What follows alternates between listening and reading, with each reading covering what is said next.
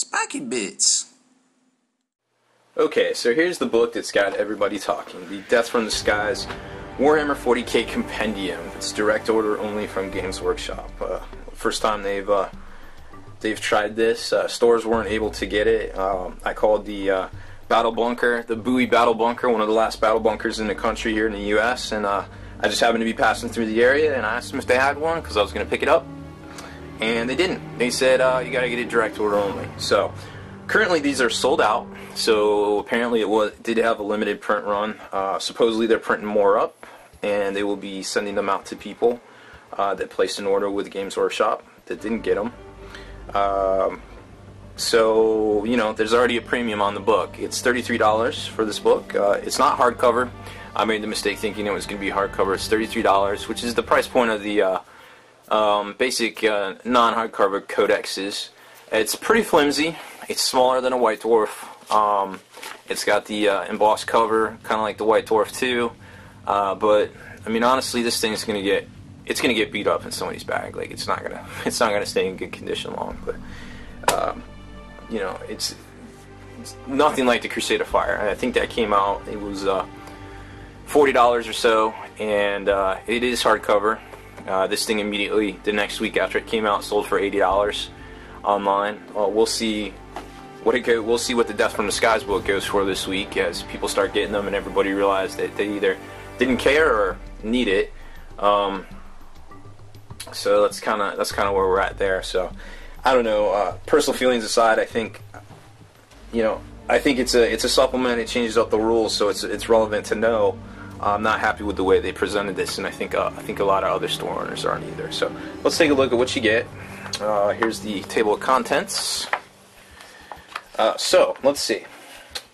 72-page book. It's looking like here. You've got the first 20 pages is the battle for Cardium, I guess we're gonna say. Then another, 6 to 10 pages on the air war missions. Burning Skies, another 8 pages, which is another kind of variant. Showcase for about another 12 pages of pretty pictures, which were already previously published in White Dwarf, of course. Bestiary, I don't know why they call it Bestiary, but Bestiary with all the special rules and some new rules, and some rules taken away, and things like that for the flyers, all of the current flyers in 40k. And I say current flyers in 40k because they seem to indicate that this book covered all the current flyers. And if you notice on the front here, you've got the Helldrake. However, there is nothing in this book that has anything to do with the Helldrake besides some upgrades, some 40k approved upgrades you can take for Chaos, which I found kind of misleading a bit. So there's nothing in here for the Helldrake. So you got all your normal stuff from the last release and some things like the Valkyrie and Vendetta that had previously been out. War gear section, which doesn't really cover anything new. It covers the war gear that pertains to these ships, or flyers rather. The army list. So the bestiary is basically like the pretty pictures and the special rules. The army list is the actual points and some changes and different things. And for instance, Space Marines. If you haven't heard by now that the Storm Raven can be taken by basically Codex Space Marines, that is the rule in this book. Then a reference section. So that's your 72 pages for the direct only $33 book. If you notice here, you see that there is 8 pages, Burning Sky, Crusade of Fire book here. Check the table of contents. You will notice that also in here we have Burning Skies for about 10 pages or so. So no new content there. So let's scratch that section off. Nothing new. Battle for Cadrium and Air War missions were also published in the White Dwarfs that came out last summer when the flyers were released just prior to 6th edition coming out. So basically, half of the book to right here is previously released content. Okay, all this has come out. Showcase, of course, is pretty pictures of planes and storm talons and Daka jets and doing all sorts of things that have been published everywhere. So we're just going to throw that out the window too. So we're just going to say that at least 56 pages out of the 72, or at least 56 pages out of the 72-page book has been is nothing new, stuff that's just basically been reprinted in this format for this book. You know, then you got the bestiary, which is the special rules and things on the ships, up to, you know, you got about 12, 6, 7 pages there, 8 pages depending on how you count it. That's stuff that has previously been, you know, it has been in the codex, but, you know, whatever. They tweaked it a little bit, sure. I get that. War gear, which is basically the war gear that pertains to these things. There's nothing new there. Then you've got the army list section, which is just them basically saying a couple different armies can take these things. No new content there. So literally, once you boil it down, there might be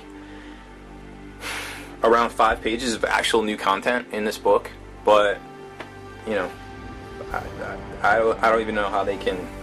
I don't even know how this is a valid thing. Like how you can sell a book and make this hype. You forgot one of the flyers, and literally the whole book is reprinted, regurgitated content. It's insulting to all of us. Is how I feel about it. But let's take an open view look at the book. I mean, obviously, you know, there's no skimping done as the full color. You know, the pages are nice. The artwork's, the layout's good. The artwork's well done. Here's your air war missions, which are just basically, you know, just different things to do with the flyers, different missions to run with the flyers. This was in last summer's White Dwarfs. Burning Skies, which of course was in the Crusade of Fire, is just basically like special rules for, as the plane's getting close, actual engaging in dogfights that are kind of like a different phase of 40k, basically. It's pretty neat. I mean, it's a neat concept and things. I think it's cool, but, you know, whatever, not needed. Unless you're doing a campaign kind of scenario or something like that. If you're just trying to play regular games of 40k, it's not needed. Here's some special maneuvers things for the Burning Skies as well. So they're all faction specific there.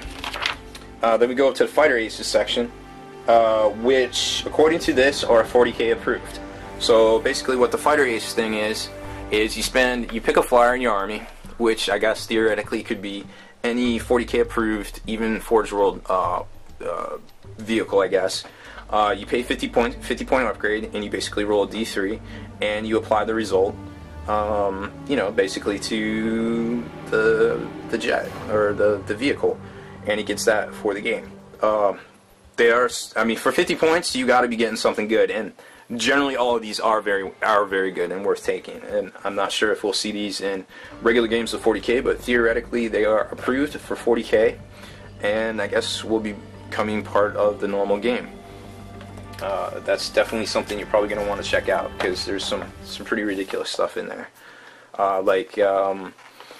There's one you could roll on Chaos where everything within 12 inches of the flyer, which would be a diameter of 24 inches, gets the Rage special rule. So that can get kind of silly.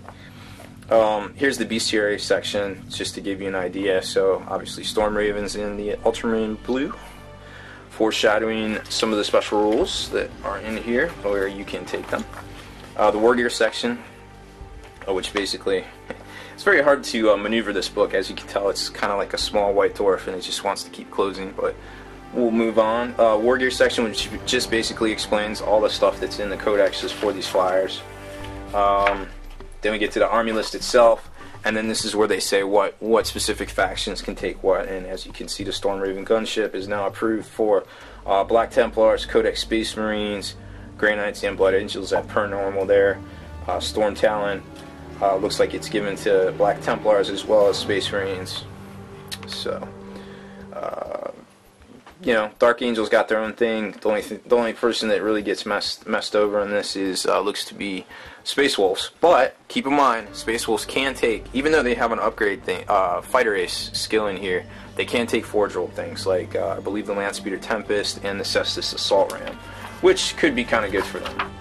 And then there's just a reference in the back for all the ranged vehicles and a nice little ad for go buy stuff. So that's pretty much it for this particular rules compendium. There's the back, as you can see, printed in England, unlike most printings of the normal rules come out of China in huge crates and boxes and things like that. So you know, you're gonna have to I don't know what to say about this book. I've pretty much said all I can say.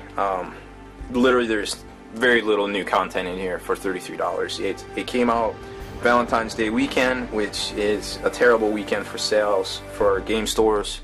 I'm sure Games Workshop as well, because, you know, we're all taking chicks out mostly, or, you know, our significant others or whatever. You know, so it's a rough time money-wise for game stores for this hobby, at least. So I think that was definitely a factor in the release and the date on this.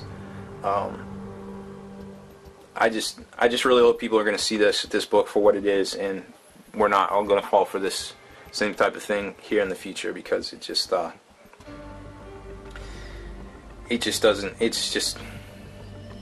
in my opinion. So overall, the book itself, I mean, it's kind of flimsy, but the artwork's all good and everything, and I can't say anything bad about the layout or the contents. It's just, you know, it's basically selling something new that's not really new, basically, in my opinion. So I don't know. Drama aside, I encourage everybody to make up their own mind on this, and I don't really know what else to say about this. So this is the most disappointing product I've reviewed in the past 2 years for Warhammer. So I'm just very sad right now. So anyways, thanks for watching my my review here. I wish I could say more good things, but I just as a store owner, gamer, and businessman, I'm disappointed on all three fronts there. Anyways, I'm MVG Rob Bear. Thanks for watching my video. Spiky Bits.